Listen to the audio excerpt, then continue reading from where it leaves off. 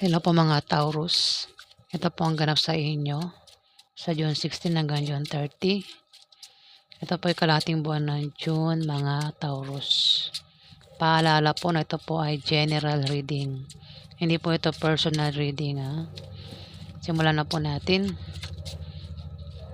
Ano ang ganap sa mga Taurus sa June 16 hanggang June 30? Ganap sa mga Taurus sa June 16 hanggang June 30. Ganap sa mga Taurus sa June 16 hanggang June 30.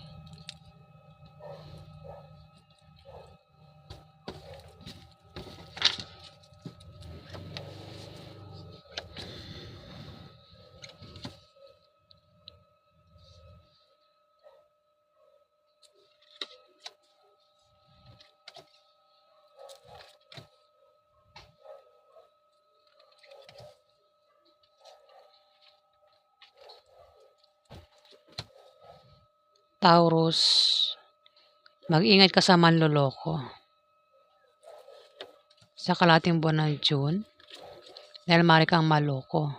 Pero kung maloko ka man, may tao dito ang tutulong sa'yo at magtatanggol sa'yo. Mga bagong kaibigan yan, Taurus. Pwedeng kasing lokohin ka sa pera, sa pag-ibig, o namang klaseng panlolokong gagawin sa'yo. Ayan, mag-ingat ka. May panloloko dito na magaganap. Ayan. At huwag kang maniniwala sa taong yan, manlolokong yan. May magtatanggol naman sa'yo dito Ayan. 5 of Clubs. Mga bagong kaibigan na tutulong sa'yo at magtatanggol. Ayan. Kung magka-problema ka nga, ayan. Nandiyan lang ang iyong kapartner o ang iyong karelasyon na palagi nakasuporta sa'yo at nagbibigay ng lakas loob mo, Taurus. Maaari din na magkaroon ng mabulaklak na partnership o engagement sa kalahating buwan ng June sa inyo ng karelasyon mo o maaaring sa pamilya nyo, Taurus. May tao mamimili dito. Hirap itong pumili. Sa kalahating buwan ng June, mamimili ang taong ito. Pwedeng ikaw ang tinutukoy o itong Libra, Aquarius sa Gemini na bata sa'yo, babae o lalaki, Taurus. Ayan, basta may tao dito ang mahirapang pumili kung sino sa dalawang karelasyon niya ang pipiliin niya o kung ano ba yung pagpipilian niya, Taurus. Mahal kasi hindi sa pag-ibig yan. Basta meron siyang pagpipilian. Hirap itong pumili. Ayan. Sa kalahating buwan ng June, Taurus. Dito, isang Libra, Aquarius, Gemini ang maaaring mag-apply ng trabaho sa kalahating buwan ng June. At sa kanyang pagbabiyahe at pag-apply ay may makikilala siya na bagong pag-ibig na maaaring maging karelasyon niya nga. Ayan, kung single yan, maaaring makita niya na yung tao magpapatibok ng puso niya, Taurus. Kung ikaw ang tinutukoy dito, Taurus, maaaring mag-apply ka at ang makikilala mo na maaaring magpatibok sa iyo ay isang Libra, Aquarius o Gemini na babae o lalaki, bata sa iyo, Taurus. Kasi pwede rin naman ang tinutukoy niyan ay isang Libra, Aquarius, Gemini na bata sa iyo. Pwedeng ito ay kapatid mo, anak mo na bata sa iyo, o kung sino pa ito, Taurus. Pwedeng kaibigan mo, pwedeng pamangkin mo, kung sino yan, Taurus. Pero sabi ko nga, kung ikaw ang tinutukoy na mag-apply dito, ang maaaring makilala mo ay isang Libra, Aquarius o Gemini, babae o lalaki, Taurus. Dito, ikaw ay matitempt gumawa ng masama sa iba para lang makuha mo ang gusto mo, Taurus. Maaaring makagawa ka ng hindi maganda sa kapwa mo o may tawang gagawa niyan sa iyo, Taurus. Hindi ito maganda. Maaaring ito ay makaisip na maaaring manloko ito, magnakaw, kung ano pang gagawin niyang kasamaan. Pwedeng mang-scam, ayan. Kasi mayroong manloloko dito. Ayan 4 of Clubs, Taurus. May tao dito matitempt gumawa ng masama, maaaring sa'yo, Taurus, o baka naman ikaw yung tinutukoy, Taurus. Ikaw nang bahalang maka-resonate, puwede mong i-reverse 'yan o hindi, Taurus. Kung alam mo sa sarili mo na hindi ikaw tinutukoy, eh, hindi ikaw, maaaring ibang tao ang gumawa niyan sa'yo kaya mag-ingat ka sa manloloko. Ayan, may taong mate-tempt dito gumawa ng masama at maaaring panloloko ang gagawin niyan sa'yo, Taurus. Dito, may 9 of clubs, Taurus.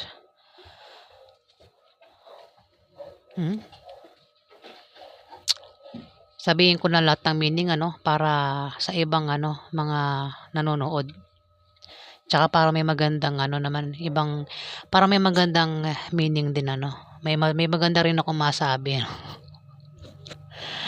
Taurus, maaari kang makapag-asawa ng mayaman sa kalahating buwan ng June.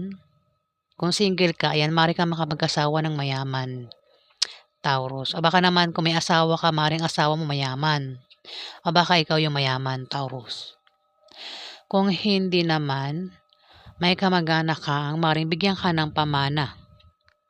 Ayan, sa kalahating buwan ng June, o may magbibigay sa iyo ng malaking pera, Taurus. Ayan maaaring may magbigay sa iyo ng malaking pera, Taurus, sa kalahating buwan ng June. Try mo rin tumaya sa loto o games dahil maaari kang manalo. Kung meron ka namang negosyo, may pag-angat sa negosyo mo, Taurus. Ayan. Ayan, kung meron kang negosyo, ingat ka, baka maloko ka sa negosyo mo. Kung yan ay sa pag-ibig, kasi maaaring makapag-asawa ka nga daw ng mayaman, maaaring may makilala ka na isang tao magpatibok sa'yo, pero baka maloko ka naman, Taurus. Kung yan patungkol sa pera, mag-ingat ka kasi maaaring nga makatanggap ka ng pera dito, baka nakatanggap ka nga ng pera tapos may manloko sa'yo, 'di ba? Ayan. Dito, yun, mukhang ang panloloko ay mukhang sa pag-ibig, Taurus. May taong magloloko sa karelasyon niya. Pagtataksilan niya yung karelasyon niya, Taurus. Mukhang sa pag-ibig nga ito. Itong manlolokong ito, Taurus ha. Sabi ko sa'yo, pwedeng ikaw ang tinutukoy o yung karelasyon mo, Taurus. Kung ikaw ang tinutukoy dito kasi mukhang ikaw, isa kang babaeng Taurus. Mukhang ikaw, pagtataksilan mo yung karelasyon mo. Maraming Taurus ha. Sa mga makaka-resonate lang po nito ang tatamaan nito. Maaaring ikaw, Taurus, magloko sa karelasyon mo. Pagtataksilan mo siya at maaari kayong magkahiwalay, Taurus, nang dahil sa pagsisinungaling mo at panglilinlang mo sa karelasyon mo, Taurus. Ayan pabago-bago ang feelings mo sa karelasyon mo, Taurus. Hindi ka tapat sa kanya. Maaaring makilala mo ang taong yan sa pag-apply mo ng trabaho o sa pagbiyahe mo. Ayan. Hindi ka may tao dito ang pabago-bago ng feelings. Mahal niya yung kanyang karelasyon kapag kasama niya, pero kapag hindi niya nakasama yung karelasyon niya, iba na mahal niya. Ayan. Pero pwede rin naman talaga na yung karelasyon mo ang gagawa niyan sa'yo, Taurus. Ayan, ikaw nang bahala mag-reverse o hindi, Taurus. Kung alam mo sa sarili mo na hindi ka tapat ka lang sa jowa mo, hindi ikaw yan, Taurus. Yung karelasyon mo yan maaaring manloko sa'yo, Taurus. Ayan. So, yan po ang ganap sa inyo. Alamin pa natin. Ano pa ang ganap sa mga Taurus sa June 16 hanggang June 30? Marami pong Taurus ha. Baka awayin nyo yung mga jowa nyo. Alamin nyo muna yung totoo bago nyo awayin. Ano pa ang ganap sa mga Taurus sa June 16 hanggang June 30?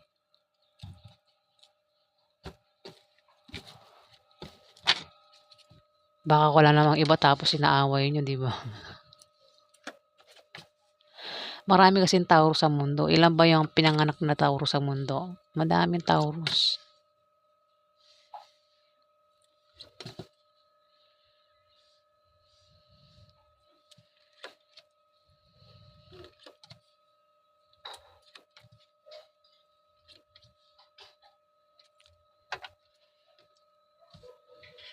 Lumabas na naman siya, oh.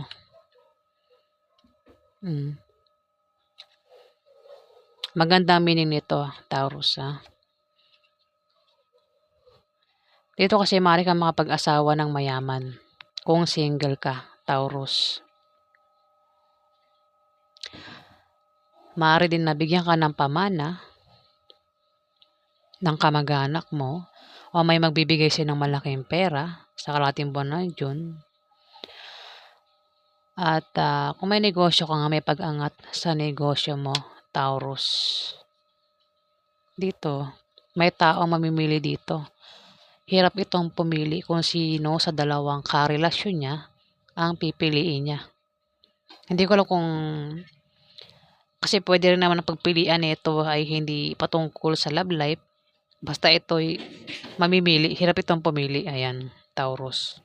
Pero mas malapit lang sa pag-ibig, sa love life kasi ano siya, hearts. Ayan. Hirap itong pumili kung sino ang pipiliin niya, kung sino ang mamahalin niya. Taurus, dalawa ang minamahal niya o dalawang pinagpipilian niya. Taurus, maring ikaw o yung karelasyon mo, Taurus.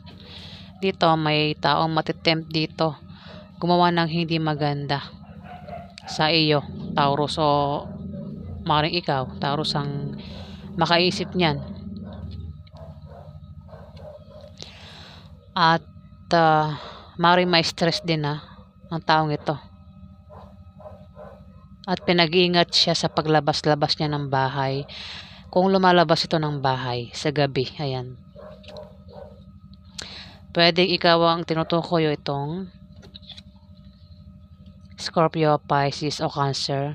Bata sa'yo, babae o lalaki.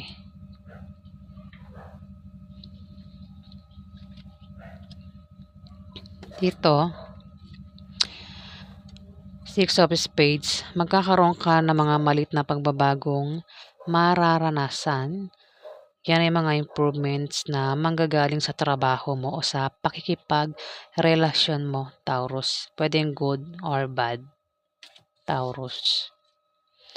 O maaaring isang Scorpio, Pisces o Cancer ang tinutukoy na magkakaroon ng mga malit na pagbabago. Ayan. Kasi meron ditong Scorpio, Pisces o Cancer. Bata sa'yo, babae o lalaki. Dito, meron ditong Aries, Leo, Sagittarius. Bata sa'yo, babae o lalaki. Ayan. Ang maaaring may pabago-bago ng feelings sa'yo, Taurus. Pabago-bago ng feelings. Mahal ka niya kapag nandyan ka, pero kapag malayo ka sa kanya, iba na mahal niya. Kung yan ay manliligaw, hindi seryoso. Kung niligawan mo, hindi seryoso. Kung karelasyon mo, ay hindi tapat sa'yo, Taurus. Dito, may tawang hahadlang dito, Taurus. Para hindi mo magawa ang mga gusto mong gawin sa kalahating buwan ng June, hahadlangan ka niya. Ang taong ito ay maaaring siraan ka, Taurus. Ayun, yun yung ano.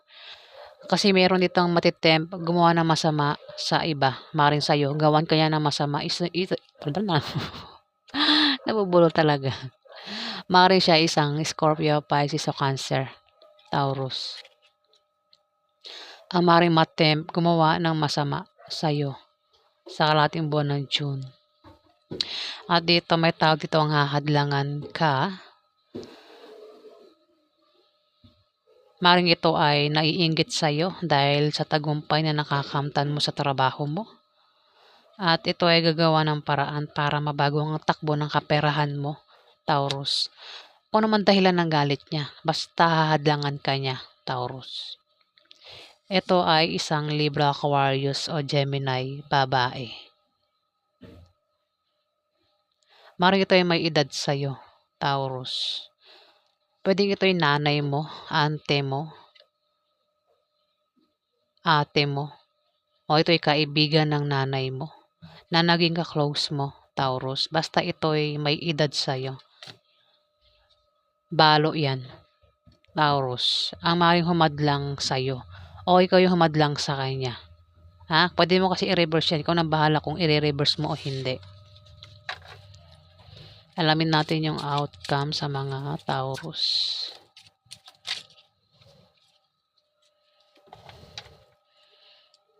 Ano po yung outcome sa mga Taurus sa June 16 hanggang June 30?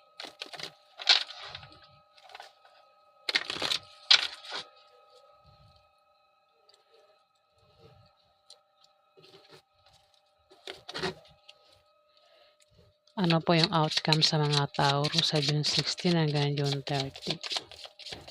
Ano po yung outcome sa mga Taurus? Ano po yung outcome sa mga Taurus sa June 16 hanggang June 30?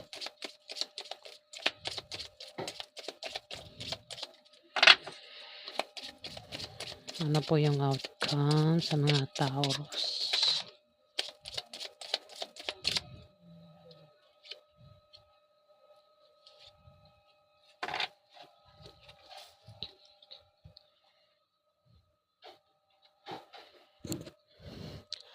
Taurus, kung meron kang negosyo, may paglago sa negosyo mo sa kalating buwan ng June, siswertehin ka sa pera, Taurus. Magkakapera ka dahil may magbibigay sa iyo ng pera. O maring ang pera na yan ay manggagaling mismo sa negosyo mo o sa trabaho mo, Taurus. Meron ka rin pagbiyahe dito. At sa iyong pagbabiyahe, ayan, meron kang makikilala na mga bagong kaibigan o lalaki magugustuhan mo, Taurus.